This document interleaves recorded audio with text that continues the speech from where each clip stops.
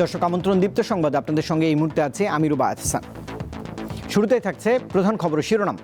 রাজধানীতে মুসাব্বির হত্যায় অজ্ঞাত আসামিদের বিরুদ্ধে মামলা, তদন্ত শুরু পুলিশের।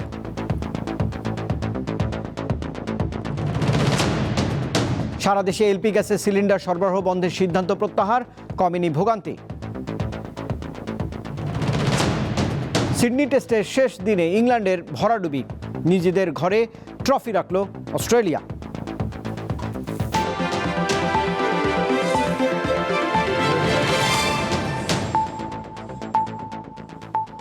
এবারে পুরো আয়োজন। রাজধানীর তেজগাঁওয়ে স্বেচ্ছাসেবক দল নেতা মুসাব্বির হত্যার ঘটনায় মামলা দায়ের হয়েছে।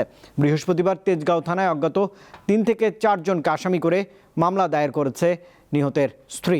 পুলিশ বলছে, প্রাণনাশের আশঙ্কার কথা আগে থেকে স্ত্রীকে জানিয়েছিলেন মুসাব্বির। বিভিন্ন বিষয় মাথায় রেখে তদন্তে নেমেছে পুলিশ। বুধবার রাত 8টার দিকে রাজধানীর কাজী নজরুল ইসলাম এভিনিউয়ের পাশে স্টার কাবাবের গলিতে হঠাৎ গোলাগুলির শব্দ পায় এলাকাবাসী। গুলির শব্দের পর অন্তত 2 জনকে দৌড়ে চলে যাওয়ার চিত্র ধরা পড়ে সিসিটিভি ক্যামেরায়। এই গোলাগুলিতে নিহত হন ঢাকা মহানগর উত্তরের স্বেচ্ছাসেবক দলের সাবেক সাধারণ সম্পাদক আজিজুর রহমান মুসাব্বির। গুলিবিদ্ধ হন তার সাথে থাকা কারওয়ান বাজার ভ্যান সমিতির সাধারণ সম্পাদক আবু সুফিয়ান মাসুদ। প্রত্যক্ষদর্শীরা জানান, মুসাব্বিরের বুকে কয়েকটি গুলি লাগে, অপর গুলিটি লাগে মাসুদের পেটে। এ সময় পানি খেতে চান মুসাব্বির।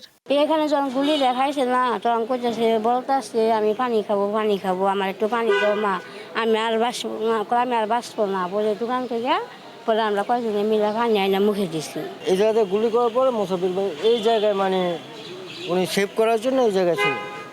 তো সেভ করার এদিক দিয়ে একটা হুন্ডা আছে না, এদিক দিয়ে গুলি করছিল, পরে গুলিটা লাগে না লাগানো মুসাব্বির ভাই এদিক দিয়ে দুধ দিয়ে মানে ওদিকে যাবে। এই জায়গায় গুলি করছে, 4টা গুলি করছে, 4টা গুলি মানে বুকে লাগছে। বৃহস্পতিবার নিহত স্বেচ্ছাসেবক দল নেতা মুসাব্বিরের স্ত্রী বাদী হয়ে তেজগাঁও থানায় একটি হত্যা মামলা দায়ের করেন। মামলায় অজ্ঞাতনামা 3 থেকে 4 জনকে আসামি করা হয়েছে। প্রায় সময় বলতো যে দেখবা আমার কিন্তু হুট করে মেরে ফেলবে, আমার কিন্তু অনেক শত্রু হয়ে গেছে। কারা করেছে বা কিভাবে হয়েছে এটা নির্দিষ্টভাবে আমাদের পক্ষে বলা সম্ভব না। এটা আইন কর্তৃপক্ষ যারা আছেন তারা সুষ্ঠুভাবে বের করবেন, বিচার করবেন, আমরা এটাই আশা করি।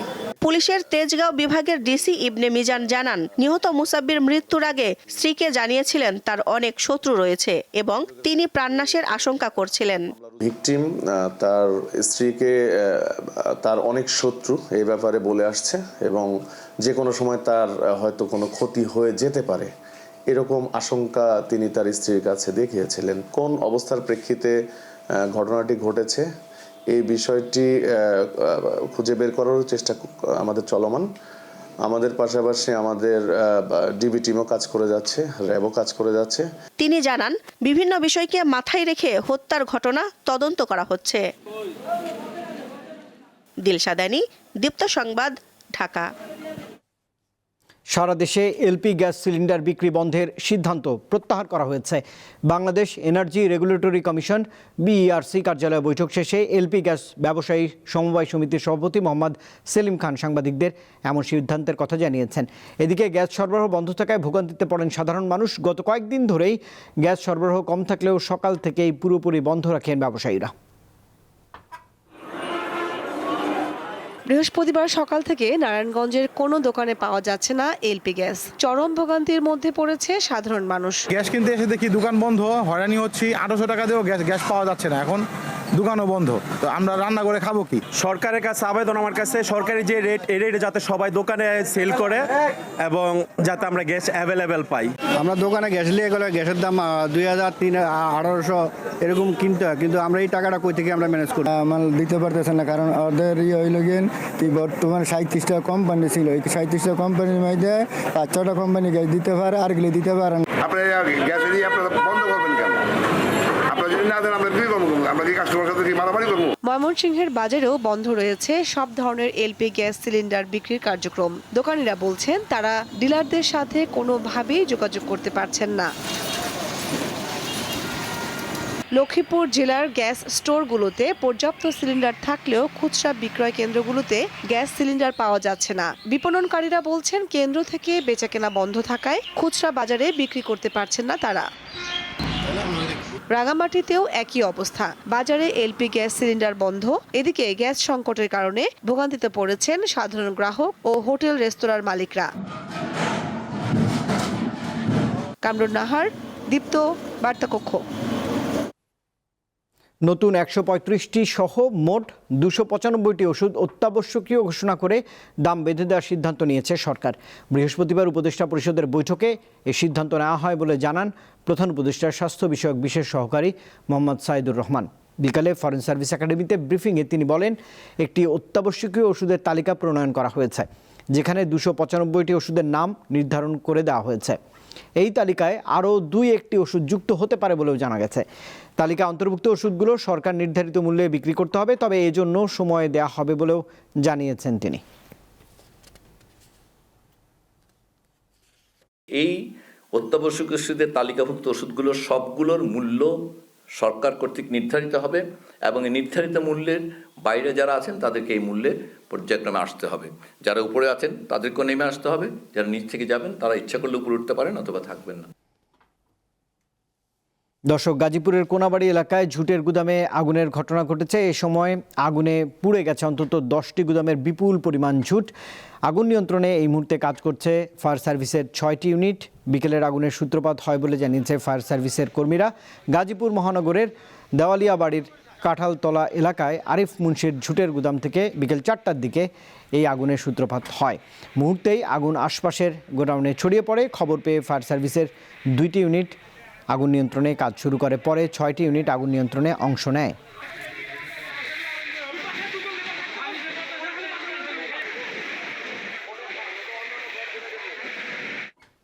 দর্শক, এই মুহূর্তের খবর জানাতে গাজীপুর থেকে সহকর্মী জাহাঙ্গীর আলম যোগ দিয়েছেন। জাহাঙ্গীর, একটু জানাবেন যে 3 ঘন্টা হতে চলল, পরিস্থিতির কোনো উন্নতি হয়েছে কিনা, ফায়ার সার্ভিসের কর্মীরা কি বলছেন?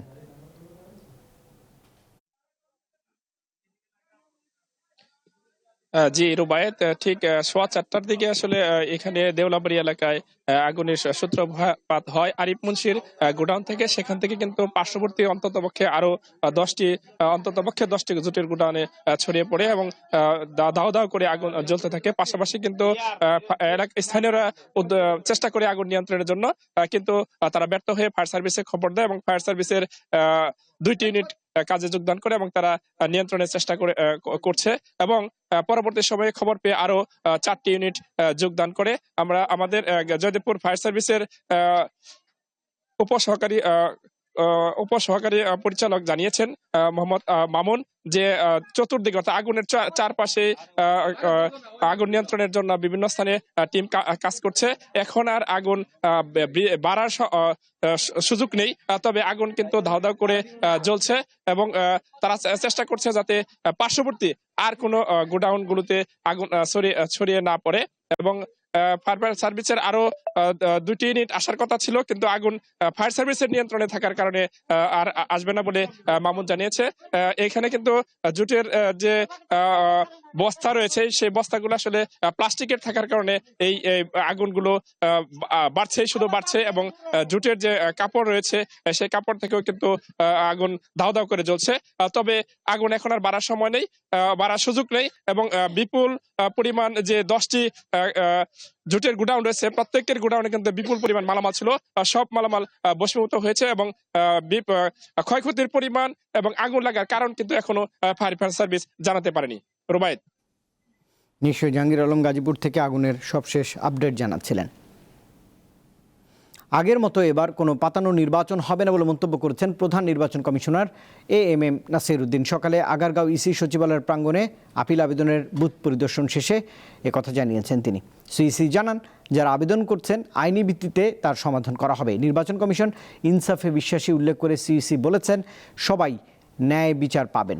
এছাড়া লেভেল প্লেয়িং ফিল্ড নিশ্চিত করবে নির্বাচন কমিশন। এদিকে সকাল থেকেই দেশের বিভিন্ন প্রান্ত থেকে আপিল করতে নির্বাচন কমিশন কার্যালয়ে আসছেন আবেদনকারীরা, যার কার্যক্রম শেষ হবে আগামীকাল। পরে 10 থেকে 18 জানুয়ারি পর্যন্ত চলবে আপিল শুনানি।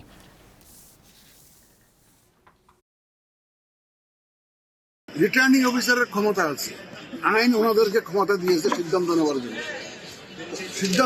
ওনাদের সিদ্ধান্ত ওনারা দিয়েছেন, এবং যারা আপিল যখন আমাদের কাছে আসবে আমরা আমাদের আইন অনুযায়ী যা করার আমরা কমিশন থেকে সিদ্ধান্ত দেব এবং একদম সম্পূর্ণ রকমভাবে ন্যায় বিচার আমরা করার সর্বোত্তম চেষ্টা আমরা করবো এবং ন্যায় বিচারই হবে ইনশাল্লাহ আমাদের এখান থেকে। আন্তর্জাতিক প্রসঙ্গ। যুক্তরাষ্ট্রে একটি গির্জার পার্কিং লটে বন্দুক হামলার ঘটনায় অন্তত 2 জন প্রাণ হারিয়েছেন, আহত হয়েছেন আরও 6 জন। স্থানীয় সময় বুধবার ইউটা অঙ্গরাজ্যের রাজধানী সল্টলেক সিটিতে এমন দুর্ঘটনা ঘটে। পুলিশ জানিয়েছে গির্জায় একটি অন্ত্যেষ্টিক্রিয়া অনুষ্ঠান চলাকালে বাইরের ঝগড়া থেকে এই সংঘর্ষ বাধে, যা এক পর্যায়ে গোলাগুলিতে রূপ নেয়। ঘটনার পর সন্দেহভাজনদের ধরতে তল্লাশি অভিযান শুরু করেছে আইনরক্ষাকারী বাহিনীর সদস্যরা। স্থানীয় কর্তৃপক্ষ জানিয়েছে আহতদের মধ্যে 3 জনের অবস্থা আশঙ্কাজনক। বাকিদের শারীরিক অবস্থার বিস্তারিত এখন পর্যন্ত জানা যায়নি।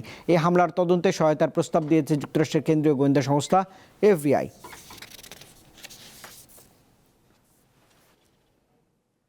রাশিয়া থেকে তেল কেনার কারণে ভারত সহ আরও কয়েকটি দেশের উপর 500% শুল্ক বসানোর একটি বিলে সম্মতি দিয়েছেন মার্কিন প্রেসিডেন্ট ডোনাল্ড জন ট্রাম্প।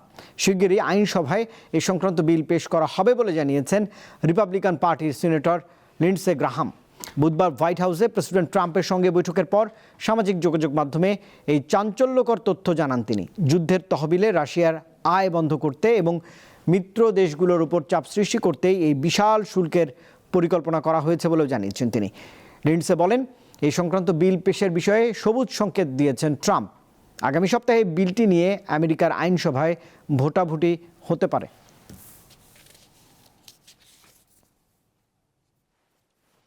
বিচ্ছিন্নতাবাদী সংগঠন সাউদার্ন ট্রানজিশনাল কাউন্সিলের নেতা তাইদারুস আল জুবাইদি রিয়াদে নির্ধারিত শান্তি আলোচনায় না গিয়ে সংযুক্ত আরব আমিরাতে পালিয়ে গেছেন।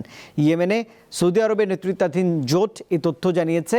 পালানোর পথে তিনি সোমালিল্যান্ড ব্যবহার করেছেন বলেও দাবি করা হয়েছে। জোটের বিবৃতিতে বলা হয়, বুধবার রাতে আল জুবাইদি ইয়েমেনের এডেন বন্দর থেকে একটি নৌকায় করে সোমালিল্যান্ডের বেরব্রেবা বন্দরে যান। সেখান থেকে তিনি UAE কর্মকর্তাদের সঙ্গে একটি বিমানে ওঠেন। এরপর ওমান উপসাগরের আকাশপথে ওড়ার সময় কিছুক্ষণ বিমানের পরিচয় শনাক্তকারী ব্যবস্থা বন্ধ রাখা হয়।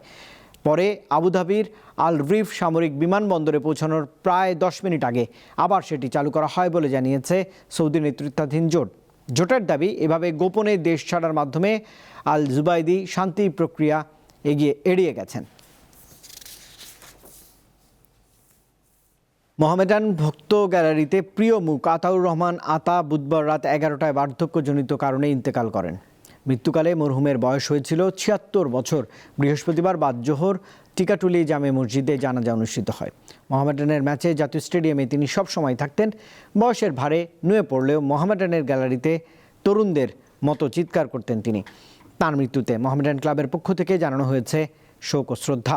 আর বাংলাদেশ ফুটবল ফেডারেশনের সভাপতি তাবিদ আউয়াল, সিনিয়র সহসভাপতি বাফুফের সকল কর্মকর্তাবৃন্দ গভীর শোক প্রকাশ করেছেন। এছাড়া মরহুমের শোক সন্তপ্ত পরিবারের প্রতি আন্তরিক সমবেদনা জ্ঞাপন করা হয়েছে।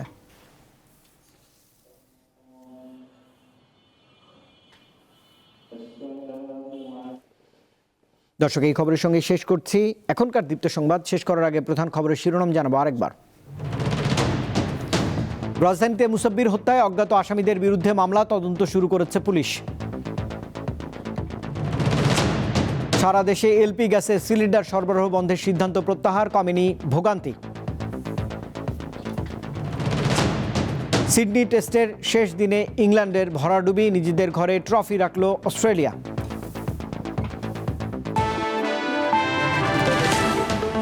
আর দর্শক, এই ছিল এখনকার মতো আমাদের পরের আয়োজন রাত 11টার দীপ্ত সংবাদ। দেখার আমন্ত্রণ রইল। এতক্ষণ সঙ্গে থাকবার জন্য ধন্যবাদ সবাইকে।